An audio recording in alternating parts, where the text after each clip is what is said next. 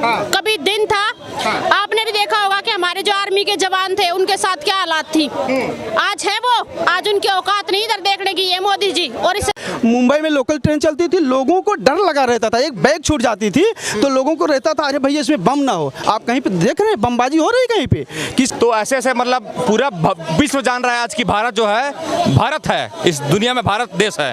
बोला था कांग्रेस को आपकी खुद की चुनी संविधान है, खुद प्रतिनिधि चुने हुए, खुद सबकी, आपका गठन खत्म कर दो कांग्रेस का।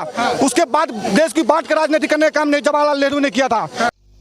हेलो गाइस, आज की वीडियो में हम देखने वाले हैं कि मोदी की जो भारत में पॉपुलरिटी है वो कितना है। लोग इस साल की लोकसभा चुनाव है जो 2025 में होने वाला है, उसमें सत्ता में कौन सी सरकार आएगी, मोदी या कांग्रेस। तो ऐसे एक यूट्यूब चैनल है, उड़ान इंडिया यूट्यूब चैनल है, उनसे एक वीडियो लिया गया है, उन्होंने पब्लिक में जाकर रिएक्शन लिया है। आज वही वीडियो को वॉच करेंगे। अगर आप ओरिजिनल वीडियो देखना चाहें तो डिस्क्रिप्शन में लिंक है, वहां जाकर आप देख सकते हैं। तो चलिए देखते हैं। मुंबई में लोकल ट्रेन चलती थी, लोगों को डर लगा रहता था, एक बैग छूट जाती थी तो लोगों को रहता था अरे भैया इसमें बम ना हो। आप कहीं पे देख रहे हैं बमबाजी हो रही है कहीं पे, किसी की हिम्मत नहीं है, किसी के माइक लाल में हिम्मत नहीं को बम लेके इंडिया के किसी भी क्षेत्र में टहल जाए। तो बता रहे हैं कि भाई देश बचाना जरूरी है, हमारी एक साथ आने की मजबूरी है कि हमें देश बचाना। देश नहीं बचाना है, इनको अपनी टोकरी भरना है। अगर देश बचाना होता तो 60 साल कम नहीं था देश बचाने के लिए।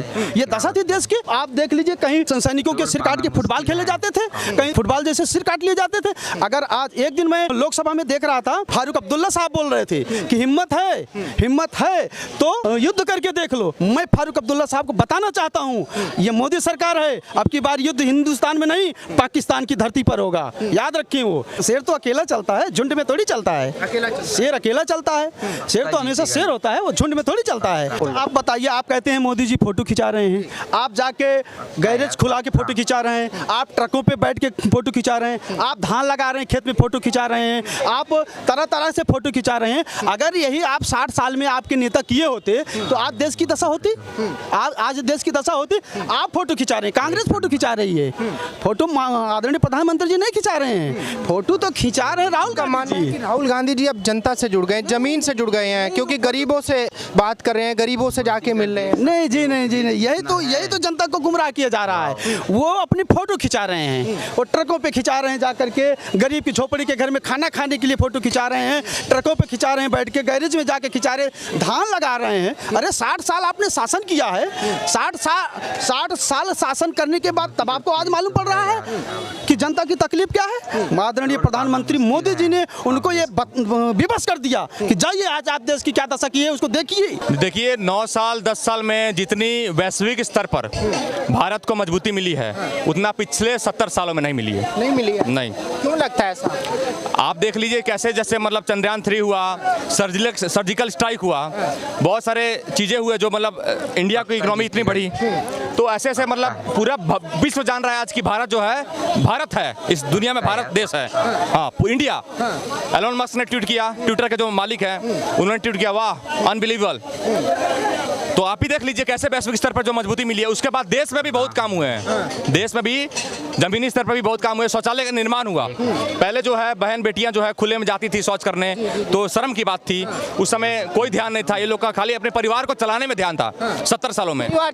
परिवार अभी भी चला रहे हैं, अभी भी इनके पास नेता कौन है? बता रहे कि हमारे पास में हर तरीके का नेता है, उसमें लेडीज ले लो, महिलाएं ले लो, नौजवान ले लो, बुजुर्ग ले लो, आप कैसा भी नेता हमारे पास में पीएम के लिए सिलेक्ट कर सकते हैं। अरे तो पहले सामने लाओ ना, देश की जनता भी तो देखे ना। आपके पार्टी में जो भी नेता है वो पप्पूवादी नेता है। ये सत्ता कांग्रेस की बपौती है क्या? कांग्रेस की बपौती है क्या सत्ता? एक चाय वाले ने कांग्रेस की सत्ता उखाड़ के किनारा कर उखाड़ के फेंक दे कांग्रेस को। भाई कांग्रेस, मैं कह रहा हूं इंदिरा गांधी की सरकार तो 1975 में जब इमरजेंसी लागू ला करके उस कांग्रेस के सामने कोई पार्टी मजबूत पार्र्टी खड़े नहीं था, इसलिए 60 साल सरकार चला लिया कांग्रेस पार्टी ने। आज कांग्रेस के सामने चुनौती है, भाजपा की बहुत बड़ा पार्टी है। जब भाजपा के निर्माण 1979 में हुआ था, कांग्रेस पार्टी के निर्माण जो 1885 में हुआ था, कांग्रेस जब जब गांधी जी ने ये बोला था कांग्रेस को, आपकी खुद की चुनी संविधान है, खुद प्रतिनिधि चुनी हुए, खुद सब कुछ आपका है, गठन खत्म कर दो कांग्रेस का। उसके बाद देश की बांट के राजनीति करने का काम नहीं जवाहरलाल नेहरू ने किया था। उसके बाद इंदिरा ने यहाँ की जनता को बांट के राजनीति करने का काम किया है। आप ये बताओ, जो राहुल गांधी जाके वहाँ पे बोलता है अमेरिका में, जो केरल के अंदर मुस्लिम लीग पार्टी जो है, जो पाकिस्तान का बंटवारा हुआ था, सबसे बड़ा हाथ उसका था। जब देश बंटवारा हुआ, सब बंटवारा करके चला गया, पाकिस्तान चला गया, लेकिन मुस्लिम लीग यही रह गया, जिसके साथ केरल में भी कांग्रेस की सरकार है। उसको तो सेकुलर मानना है राहुल गांधी। कांग्रेस के नेता मैं बता रहा हूँ, उसको तो सेकुलर की दर्जा दे रहा है, लेकिन बजरंग दल, आरएसएस जितनी भी है, इसको बोले संप्रदाय का। क्यों भाई, क्यों हिंदू संप्रदाय कैसे हो गया, कैसे हो गया? ये राहुल गांधी की मानसिकता चमकाता है। ये मुसलमान के वोट के लिए कितनी भी हद तक जा सकता है, लेकिन मैं ये भी वोट के लिए जाते, लेकिन राहुल जी मेरा सवाल सुनिए। राहुल गांधी जी बोल रहे हैं कि भाई देश चलाने का अनुभव केवल कांग्रेस के पास में है, मोदी जी देश नहीं चला सकते। 2% 1% जैन है, आज एजुकेशन में, बिजनेस में सबसे आगे है। 1% 2% सिख है, सब बिजनेस में आगे है। 20% 18% मुसलमान भाई आज क्यों तालीम लेने में पीछा है, एजुकेशन में क्यों पीछा है? कि मुसलमान के बच्चे के कलेक्टर बनने का शौक नहीं है क्या? उसको डॉक्टर बनने का शौक नहीं है क्या? इसने 70 साल मुसलमान भाई का पत्थर टिकाया, हाथ में दे दिया, तुम पत्थर फेंकते रहो, तुम्हारे लिए मैं बकबोर्ड बना दिया, इसी पे तुम खुश रहो। आज जो मुसलमान की हत्या हुआ ना, कांग्रेस के समय में 70,000 मुसलमानों की हत्या हुआ था, असम से लेकर बंगाल तक में, लेकिन मुसलमानों भाई ने उसको भुलाने का काम, उसे बकबोर्ड बना के दिया, तुम बकबोर्ड नाम लो, ताकि हमारे कांग्रेस भूल जाए कांग्रेस ने हत्या करवाया था। 1 सेकंड का टाइम दीजिए। मैम क्या नाम होगा आपका? सविता। सविता।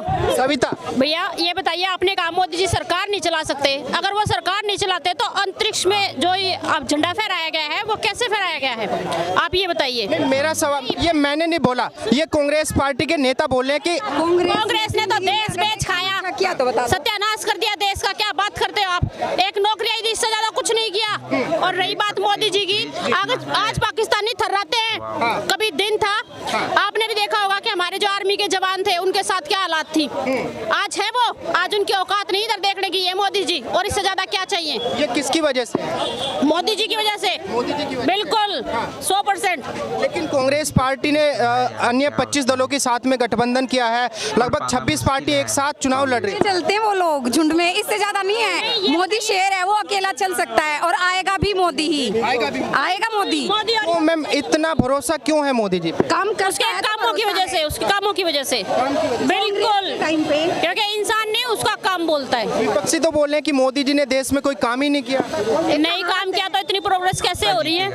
कैसे प्रोग्रेस हो रही है? कैमरे के सामने जाके फोटो खिंचाते हैं मोदी जी और वायरल करा देते। ये काम तो केजरीवाल कर रहा है, मुंह दिखाने की, एडवर्टाइजमेंट करने के लिए पैसा है, जनता का सत्यानाश कर रखा, उसने कॉन्ट्रैक्ट के नए बच्चों की जिंदगी खराब कर दी। केजरीवाल ने इतना गलत काम किया है, मतलब कि पहले तो लोगों को बोला, जितने भी टीचर्स थे, कि हम उनको परमानेंट करेंगे, आज तक नहीं किया, उनकी एज ही तक निकल गया है। टीसी का डिपार्टमेंट है, टीचिंग है, बैंक लेवल है, हर लेवल में उसने कहा था कि दिल्ली के बच्चों को जितने भी कॉन्ट्रैक्ट पे पक्का किया जाएगा। क्यों झूठा जासा दिया बच्चों को उन्होंने, और इतनी जिंदगी बर्बाद की।